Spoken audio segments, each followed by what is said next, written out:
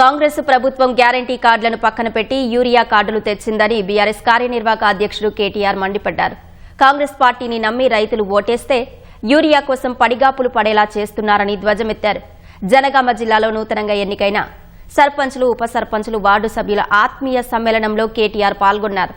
కాంగ్రెస్ నేతలు 2 ఏళ్లుగా అబద్దాలు చెబుతూ ప్రజలను మోసం చేస్తున్నారు తప్ప ఒక్క మంచి పని చేయడం లేదని విమర్శించారు. ముఖ్యమంత్రి పదవిని కాపాడుకోవడానికి రేవంత్ రెడ్డి ఢిల్లీకి నెలకు 100 కోట్లు పంపిస్తున్నారని కేటీఆర్ ఆరోపించారు.